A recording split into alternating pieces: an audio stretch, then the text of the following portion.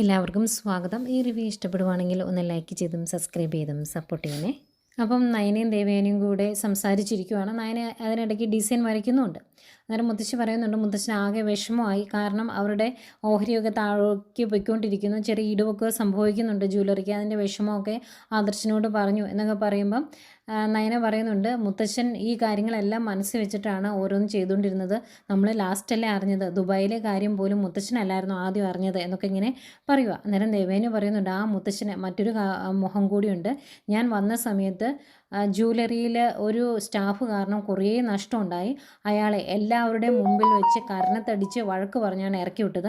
അത്രത്തോളം കർക്കശിയുള്ള ഒരാളാണ് മുത്തശ്ശൻ എന്നൊക്കെ പറഞ്ഞുകൊണ്ടിരിക്കുമ്പം അത് കേട്ടോണ്ടാണ് നവ്യ അങ്ങോട്ട് വരുന്നത്. അന്നേരം നവ്യ പറയുന്നുണ്ട്, അതെ അതെ അതെ, ഇരുട്ടത്താപ്പുള്ളൊരു മുത്തശ്ശൻ. അതുകൊണ്ടാണല്ലോ മൂത്ത കൊച്ചുമകൻ ഇത്രയും തെറ്റ് ചെയ്തിട്ടും ചേർത്ത് പിടിച്ചതും അഭിയെ മാത്രം ശിക്ഷിച്ചതും. എന്നിട്ടിപ്പോൾ വലിയ ആളാന്ന് പറഞ്ഞ് ഇരിക്കുന്നു എന്നൊക്കെ പറയുവാണ്. എന്നിട്ട് അതിൻ്റെ കൂടെ പറയുന്നുണ്ട്, അതെ, ഞാനിപ്പോൾ പോകുന്നത് AN ജ്വല്ലറിയുടെ MD ആയ ഡേവിഡ് സാറിനെ കാണാനാണ്. ഇതുവരെ ഞാൻ അദ്ദേഹത്തെ നേരിട്ട് കണ്ടിട്ടില്ല, ഇന്നാണ് കാണാൻ പോകുന്നത് എന്നൊക്കെ പറയുമ്പം നയനയ്ക്ക് നല്ല ദേഷ്യം വരുന്നുണ്ട്.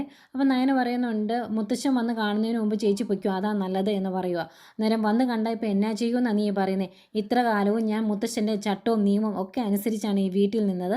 ഇനി അതിൻ്റെ ആവശ്യമൊന്നുമില്ല. മൂത്ത മകൻ തെറ്റ് ചെയ്തപ്പം ചേർത്ത് പിടിച്ച് തിരിച്ചു വ്യത്യാസം കാണിച്ച ആ മനുഷ്യൻ പറയുന്നൊന്നും കേൾക്കേണ്ട കാര്യം എനിക്കില്ല. ഇനി ഞാൻ എൻ്റെ ഇഷ്ടത്തിനെ ജീവിക്കുകയുള്ളൂ. എൻ്റെ ഇഷ്ടം പോലെ ജീവിക്കുമ്പം ആര് ചോദ്യം ചെയ്താലും എനിക്കതൊരു പ്രശ്നമല്ല. അതുകൊണ്ട് എന്നെ ആരും കൂടുതൽ പേടിപ്പിക്കാനൊന്നും വരണ്ട. അതൊന്നും ഇനി നടക്കാൻ പോകുന്നുമില്ല. ഇനിയിപ്പോൾ ഇവിടുന്ന് പുറത്താക്കിയാലും എനിക്ക് യാതൊരു പ്രശ്നവും ഇല്ല എന്നൊക്കെ നവ്യ പറയുന്നുണ്ട്. അന്നേരം ഇതെല്ലാം കേട്ടുകൊണ്ടാണ് അങ്ങോട്ടേക്ക് ജലജയും അവന്തിയും കൂടെ വരുന്നത്. അന്നേരം അവന്തിക ചോദിക്കും, എന്തിനാ ഏട്ടത്തി ഇങ്ങനെയൊക്കെ സംസാരിക്കുന്നത്? അഭിയേട്ടനെ ശിക്ഷിച്ചിട്ടുണ്ടെങ്കിൽ അഭിയേട്ടൻ തെറ്റ് ചെയ്തുകൊണ്ടല്ലേ എന്ന് ചോദിക്കും. അന്നേരം നിൻ്റെ ഏട്ടൻ തെറ്റ് ചെയ്തുകൊണ്ടാണ്. അപ്പം ഇവിടുത്തെ നിൻ്റെ മൂത്ത ഏട്ടനായ ആദർശ്, അയാൾ തെറ്റ് ചെയ്തിട്ടില്ലേ എന്ന് ചോദിക്കും. അന്നേരം അവന്തിക പറയുന്നുണ്ട്, ആദർശേട്ടൻ അറിഞ്ഞുകൊണ്ട് യാതൊരു തെറ്റും ചെയ്തിട്ടില്ല എന്നാണ് ഏട്ടത്തിയും അമ്മായിയും പറഞ്ഞത്. എനിക്കത് വിശ്വസിക്കാനാണ് ഇഷ്ടം. അതുകൊണ്ട് ആദർശേട്ടൻ തെറ്റുകാരനാണ് എന്ന് ഞാൻ പറയില്ല എന്ന് പറയുമ്പം നവ്യ പറയുന്നുണ്ട്, അങ്ങനെയാണെങ്കിൽ ആദർശേട്ടൻ തെറ്റ് ചെയ്തിട്ടില്ല എന്ന് തെളിവ് സഹിതം എന്നെ ബോധ്യപ്പെടുത്തണം. അതുപോലെ ചന്തുമോള് ആദർശേട്ടൻ്റെ കുട്ടിയല്ല എന്ന് പറയാനുള്ള ധൈര്യം ഇവർക്ക് ആർക്കെങ്കിലും ഉണ്ടോ എന്ന് ചോദിക്കുമ്പോഴും അവരെങ്ങനെ ഒന്നും മിണ്ടാതെ ഇങ്ങനെ പഴം വിഴുങ്ങി നിൽക്കുക കേട്ടോ. അവരൊന്നും പറയുന്നില്ല. അന്നേരം നവ്യ പറയുന്നുണ്ട്, അതൊന്നും നിങ്ങളെ കൊണ്ട് സാധിക്കാത്ത സ്ഥിതിക്ക് എന്നെ ആരും കൂടുതൽ പഠിപ്പിക്കാൻ വരണ്ട എന്ന് പറഞ്ഞിട്ട് നവ്യ ജലജയുടെ അടുത്ത് പോയിട്ട് പറയാം, അമ്മ ഞാൻ പോയിട്ട് വരാട്ടോ എന്നൊക്കെ പറഞ്ഞ് ഭയങ്കര സ്നേഹത്തോടെ പറഞ്ഞിട്ട് അങ്ങ് പോവാണ്. പോയി കഴിയുമ്പോഴേക്കും ഭയങ്കര ദേഷ്യം ദേവേനി വയ്ക്കും, നിൻ്റെ മോനെ തേടി എന്ന് ചോദിക്കുവാണ്. അന്നേരം എനിക്കറിയത്തില്ല എന്ന് പറയുമ്പം, നിനക്ക് എന്ത് ചോദിച്ചാലും അറിയത്തില്ല എന്ന് പറയാനല്ലേ അറിയത്തുള്ളൂ, വേറെ എന്തെങ്കിലും ഈ വീട്ടിൽ നിനക്ക് അറിയാവോ എന്നൊക്കെ ചോദിക്കുക. അന്നേരം അവന്തിക പറയുന്നുണ്ട്, ഏട്ടൻ റൂമിലുണ്ടെന്ന്. അന്നേരം ദേവേനി പറയും, അവൻ അറിഞ്ഞുകൊണ്ടാണോ ഈ കാര്യങ്ങളൊക്കെ ഇവിടെ നടക്കുന്നത് എന്ന് എനിക്കറിയണം എന്ന് പറഞ്ഞിട്ട് നേരെ അഭിയുടെ റൂമിലോട്ട് പോവുകയാണ്. അന്നേരം അവന്തിക പറയുന്നുണ്ട്, അല്ലെങ്കിൽ ഈ ഏട്ടത്തി എന്താ ഇങ്ങനെ, എന്ത് മോശമായിട്ടാണ് സംസാരിക്കുന്നത്, ഇതൊന്നും പറഞ്ഞു കൊടുക്കാൻ ആളില്ലേ എന്നൊക്കെ ചോദിക്കുന്നതേക്കും നയന പറയും, ഏട്ടത്തി അങ്ങനെ തന്നെയാണ്, നിൻ്റെ ഏട്ടത്തി ആ രീതിയിലാണ് സംസാരിക്കുന്നത്, അതുപോലെ തന്നെയാണ് നിൻ്റെ ആങ്ങളെയും അമ്മയും ഒക്കെ, ഇവരെ ആരെയും ഇനി തിരുത്താൻ ആർക്കും സാധിക്കില്ല എന്ന് പറഞ്ഞിട്ട് നയന അങ്ങോട്ട് പോകും. പോയി കഴിയുമ്പോഴേക്കും ജലജ അവന്തികയോട്, നീ എന്നോട്ടാടി ഇത്ര നല്ല ആളായി തുടങ്ങിയത്, നിനക്ക് ഇവിടുത്തെ കാര്യങ്ങളൊന്നും അറിയത്തില്ലല്ലോ, ഇവിടെ ഒരാൾ ഓഹരി ഇടിഞ്ഞേ എന്ന് പറഞ്ഞ് ആകെ വിഷമിച്ച് നടക്കുന്നുണ്ട്. എന്നിട്ടും ആ MD ഒന്ന് മാറ്റി പരീക്ഷിക്കാൻ നിൻ്റെ മുത്തശ്ശൻ തയ്യാറാകുന്നില്ലല്ലോ. ഇതിനു മുമ്പ് കുറേ വർഷങ്ങൾക്ക് മുമ്പ് നിൻ്റെ അച്ഛൻ എന്തോ ഒരു ചെറിയ തെറ്റ് ചെയ്തതിനാണ് ഇവിടുന്ന് ഇറക്കി വിട്ടത്. ആ കാര്യമൊന്നും നിനക്കറിയത്തില്ലല്ലോ. അതിനുശേഷം ഞങ്ങളൊക്കെ എന്തോരം ബുദ്ധിമുട്ടിയെന്നുള്ളതും നിനക്കറിയത്തില്ലല്ലോ. എന്നിട്ട് കൂടുതൽ സംസാരിക്കാൻ വന്നേക്കുന്നു അവൾ എന്നൊക്കെ പറഞ്ഞ് ദേഷ്യപ്പെടുവാണ്. അന്നേരം അവന്തിക ഒന്നും മിണ്ടാതെ ഇങ്ങനെ കേട്ട് നിൽക്കുന്നുണ്ട്. ഇപ്പോൾ ഇവർ പറയുന്നു, അഭിയുടെ അച്ഛൻ എന്തോ തെറ്റ് ചെയ്തപ്പം അനന്തപുരിക്കാരായിട്ട് ഇറക്കി വിട്ടതാണ്. പക്ഷേ ഇതിനു മുമ്പ് വരെ ഇവരെല്ലാവരും പറഞ്ഞുകൊണ്ടിരുന്നത് ജലജയുടെ കയ്യിലിരിപ്പുകൊണ്ട് അങ്ങനെ ഇട്ടിട്ട് പോയതെന്നായിരുന്നേ. മിക്കവാറും അങ്ങനെ പറഞ്ഞാലല്ലേ അവിടെ ഒരു പ്രതികാരത്തിനുള്ള സ്കോപ്പുള്ളൂ. അതുകൊണ്ടായിരിക്കും കഥ ഇങ്ങനെ ട്വിസ്റ്റ് ചെയ്തത്. എന്താണെങ്കിലും ജലജ ഇങ്ങനെയൊക്കെ പറയുമ്പോൾ അവന്തികയ്ക്ക് നല്ല ദേഷ്യം വരുന്നുണ്ട്, മുഖമൊക്കെ മാറുന്നുണ്ട്. അവന്തിക പുറമേ ഇങ്ങനെ കാണിക്കുന്നുണ്ടെങ്കിലും മനസ്സ് വേറെയാണല്ലോ. എന്തായാലും നല്ല ദേഷ്യം വരുന്നുണ്ട് ഇതെല്ലാം കേൾക്കുമ്പോൾ അവന്തികയ്ക്ക്. ഈ സമയം ദേവയാനി അഭിയുടെ റൂമിലേക്ക് ചെന്നായിരുന്നല്ലോ. അഭി ആ സമയത്ത് ഏതോ ഒരു പെങ്കൊച്ചിൻ്റെ ഫോട്ടോ സൂം ചെയ്ത് നോക്കിക്കൊണ്ടിരിക്കുമായിരുന്നു.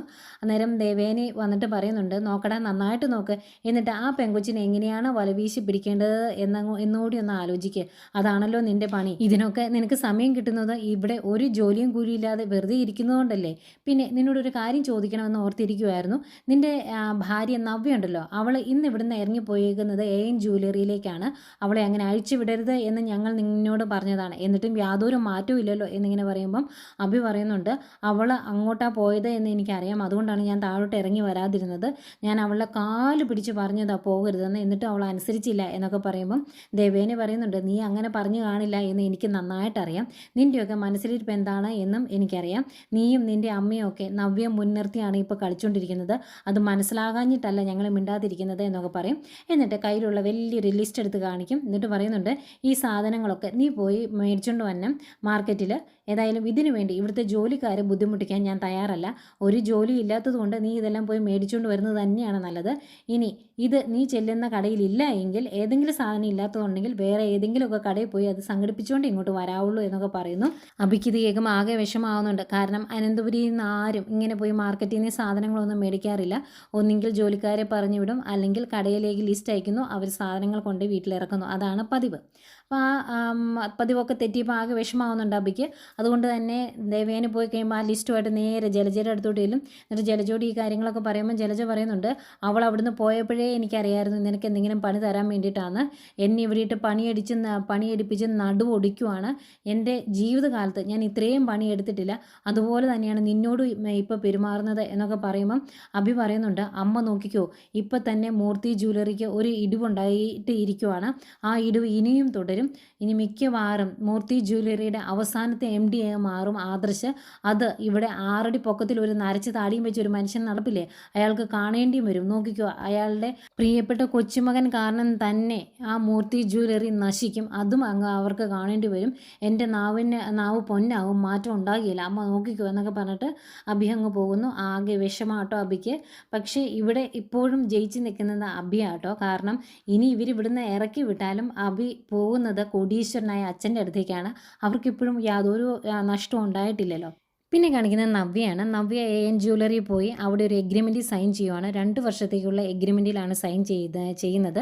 സൈൻ ചെയ്ത് കൊടുത്തു കഴിയുമ്പം അവിടുത്തെ MD എന്ന ഇപ്പോൾ അറിയപ്പെടുന്ന ഡേവിഡ് പറയുന്നുണ്ട്, 2 വർഷത്തേക്കുള്ള എഗ്രിമെൻ്റാണ് സൈൻ ചെയ്തേക്കുന്നത്. അതുകൊണ്ട് തന്നെ ഈ 2 വർഷം വേറെ ഒരു ജ്വല്ലറിക്ക് വേണ്ടിയും മോഡലാകാൻ പോകരുത്, പ്രത്യേകിച്ച് മൂർത്തി ജ്വല്ലറിക്ക് വേണ്ടി.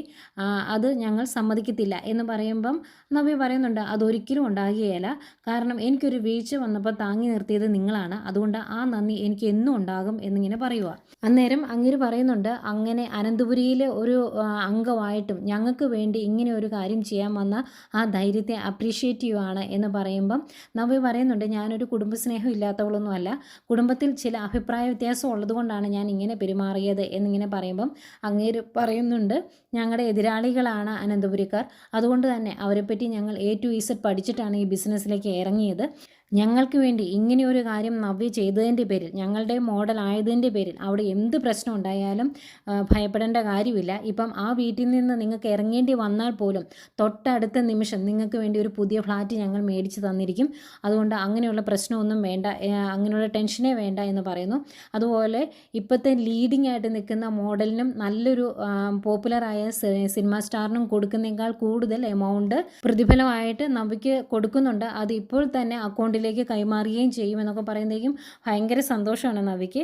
നവ്യ അവർക്ക് താങ്ക്സ് ഒക്കെ പറഞ്ഞ് അവിടുന്ന് ഇറങ്ങുന്നു. ഇറങ്ങിക്കഴിയുന്ന ഉടനെ ഡേവിഡ് നാഗേന്ദ്രനെ വിളിക്കുന്നു. 2 വർഷത്തേക്കുള്ള എഗ്രിമെൻറ്റ് സൈൻ ചെയ്യിപ്പിച്ചു എന്ന് പറയുമ്പം അങ്ങേര് ഭയങ്കര സന്തോഷം. അങ്ങേര് പറയുന്നുണ്ട്, അവളാണ് നമ്മുടെ തീർപ്പ് ചീട്ട്, അവളെ ഒരിക്കലും വിട്ടുകളയരുത്, അവളെ മുൻനിർത്തിയാണ് ഇനി നമ്മൾ കളിക്കാൻ പോകുന്നത് എന്ന് നാഗേന്ദ്രനും പറയുന്നുണ്ട്. പിന്നെ കാണിക്കുന്ന അഭി സാധനങ്ങളൊക്കെ മേടിക്കാൻ വേണ്ടി മാർക്കറ്റ് വന്നേക്കുന്നതാണ്. സൂപ്പർ മാർക്കറ്റിൽ നിന്ന് സാധനങ്ങൾ എടുത്തുകൊണ്ടിരിക്കുമ്പോഴാണ് അങ്ങോട്ടേക്ക് നവ്യ വരുന്നത്. അപ്പം ദേവയാനി പറഞ്ഞിട്ട് സാധനങ്ങൾ മേടിക്കാൻ വന്നു എന്ന് നവ്യ അറിഞ്ഞ പ്രശ്നമാവുമല്ലോ, അതുകൊണ്ട് ഒളിച്ച് നിൽക്കും ആശാൻ. പക്ഷേ നവ്യ കണ്ടുപിടിക്കും. എന്നിട്ട് നീ എന്താണ് ഇവിടെ എന്ന് ചോദിക്കുമ്പം ഞാൻ അവന്തിക അമ്മയും കുറച്ച് സാധനങ്ങൾ മേടിക്കാൻ പറഞ്ഞു, അത് മേടിക്കാൻ വേണ്ടി വന്നതാണ് എന്നാണ് പറയുന്നത്. അന്നേരം നവ്യ പറയുന്നുണ്ട്, ഞാൻ ഇന്ന് പോയത് AN ജ്വല്ലറിയിലേക്കാണ്. അവരുമായിട്ട് 2 വർഷത്തെ എഗ്രിമെൻറ്റ് ഞാൻ വെച്ചു. അതായത് ഇനി 2 വർഷത്തേക്ക് അവരുടെ മോഡൽ ഞാനാണ്. അതുകൊണ്ട് തന്നെ ഒരു വലിയ എമൗണ്ട് പ്രതിഫലമായിട്ടും അവർ തന്നിട്ടുണ്ട്. അതൊന്ന് അടിച്ചു പൊളിക്കാൻ വേണ്ടിയാണ് ഞാൻ കുറച്ച് പർച്ചേസിങ്ങിനായിട്ട് ഇറങ്ങിയത്. നിന്നോട് ഈ കാര്യം പറയണമെന്നായിരുന്നു എൻ്റെ ഏറ്റവും വലിയൊരു ആഗ്രഹം.